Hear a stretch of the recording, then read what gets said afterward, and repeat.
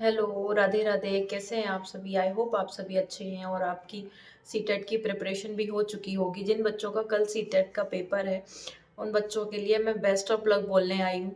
मैं सबसे पहले ये बताना चाहूँगी कि पेपर को अप्रोच कैसे करें, पेपर का मतलब पेपर को सॉल्व कैसे करें। आजकल ऐसा होता है कि बच्चे सीटेट के हॉल में जैसे ही घुसते हैं, पेपर दे एग्जाम हॉल में घुसते हैं पेपर सॉल्व करने के लिए, इतने घबरा जाते हैं कि वो कॉपी ही ओएमआर सीट ही गलत भर देते हैं। मैंने ज्यादातर देखा, मेरी एक फ्रेंड थी उसका भी गलत हो गया था। ओएमआर भरते टाइम पे एक चीज बहुत ध्यान रखनी है, बहुत ज्यादा।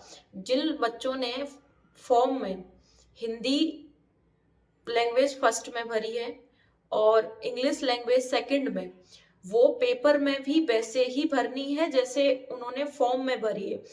अक्सर ऐसा होता है कि हम पेपर में फर्स्ट लैंग्वेज इंग्लिश भर देते हैं और जैसा जैसा हमें समझ आता है हम वैसा वैसा भर देते हैं, क्योंकि हम लोग पेपर में ऐसा सोचते हैं कि हम जिस लैंग्वेज में अपना एग्जाम देंगे वो वहां पे भरनी है, जबकि ऐसा नहीं होता है। हमने फॉर्म में दो लैंग्वेज चूज करनी होती है, हिंदी और इंग्लिश। कुछ बच्चों ने संस्कृत भी की होगी, मैंने तो इंग्लिश और हिंदी की थी। फर्स्ट लैंग्वेज जिन बच्चों की हिंदी है उनको हिंदी ही भरनी है, जिन बच्चों की सेकंड लैंग्वेज इंग्लिश है उनको इंग्लिश भरनी है। पेपर में कोई आपके सॉल्व करने वाली लैंग्वेज नहीं पूछी होगी, सॉल्व करने वाली लैंग्वेज पूछी होगी वो अलग पूछी गई होगी। दो ऑप्शन होंगे जिसमें एक में अपनी फर्स्ट लैंग्वेज जो हिंदी आपने ली है वो भरनी है और इंग्लिश ली है सेकंड में तो वो सेकंड में भरनी है। बच्चे बहुत इस चीज पे गलत करते हैं। मैं बार बार यही बोलना चाहूंगी कि अगर ऐसा आप लोगों ने कर दिया, ओएमआर गलत भर दी, तो वो चेक नहीं होती है और कभी भी वो चेक होगी भी नहीं। बाद में फिर पछताते रह जाएंगे। ओएमआर भरते टाइम पे अपनी लैंग्वेज जरूर याद रखें कि कौन सी लैंग्वेज हमने फॉर्म में भरी है और वैसे ही भरनी है। ओएमआर में कोई गलती ना करें। दूसरा, जब पेपर सॉल्व करना है आपको, तो आप देख लें कि अगर आपने फॉर्म में हिंदी फर्स्ट लैंग्वेज ली है तो अपनी हिंदी फर्स्ट में दी होगी, ऊपर लिखा होगा प्रॉपर हिंदी फर्स्ट। तो आपने आपने अगर लैंग्वेज फर्स्ट हिंदी चूज की है तो पहले आप अपना हिंदी वाला पोर्शन सॉल्व कर लें। फिर लैंग्वेज सेकंड में भी हिंदी होगी, मतलब दो हिंदी दी होंगी उसमें और दो इंग्लिश दी होंगी। तो आपने जैसे जैसे सॉल्व जैसे जैसे उस पेपर फॉर्म में भरी है, फॉर्म में जैसे भरी है वैसे ही पेपर में सॉल्व करनी है। पहले हिंदी करनी है फिर बाद में इंग्लिश करनी है। जिन बच्चों की इंग्लिश फर्स्ट लैंग्वेज है वो पहले इंग्लिश करें फिर बाद में हिंदी करें। पेपर में चार लैंग्वेजेस होंगी, हिंदी इंग्लिश, फिर सेकंड बच्चों के लिए भी हिंदी इंग्लिश। तो आपने जैसे फॉर्म में शेड्यूल वाइज भरी है वैसे ही पेपर में सॉल्व करनी है। अगर ये गलती करती तो आपके 60 क्वेश्चन हिंदी के होंगे और 60 क्वेश्चन ही इंग्लिश के होंगे, टाइम नहीं बचेगा। मेरी एक दोस्त थी, उसने ऐसा किया था, पहले फर्स्ट उसको हिंदी मिलती गई, वो सॉल्व करती गई।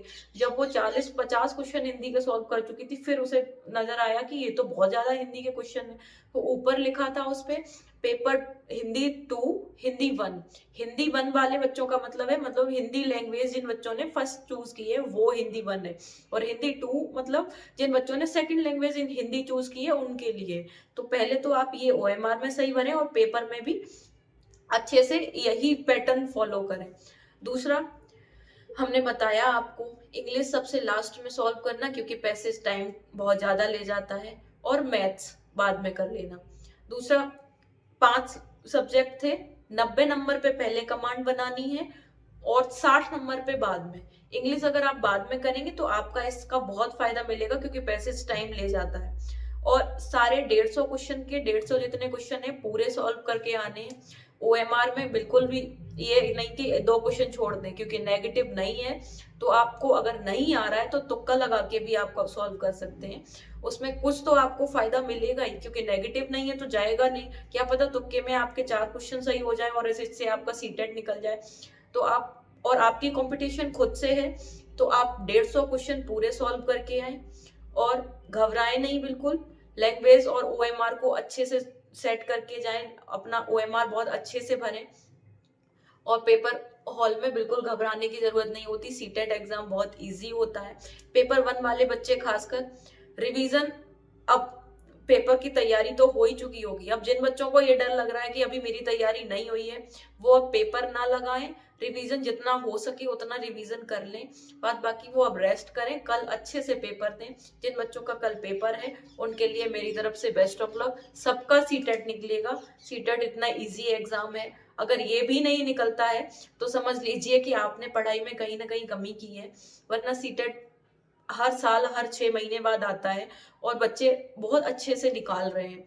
उसका पहले पैटर्न फॉलो करिए और ओएमआर में गलती ना कीजिए, ओएमआर अच्छे से भरिए। और अगर 150 क्वेश्चन में आप 150 के 150 तुक्का लगा आएंगे, फिर भी 60 क्वेश्चन सही होने का चांस तो होता ही है ना। 40 क्वेश्चन आप अपने मन से कर लेंगे, फिर भी 100 हो जाएंगे। अगर नहीं होते तो 80 तो हो ही जाएंगे।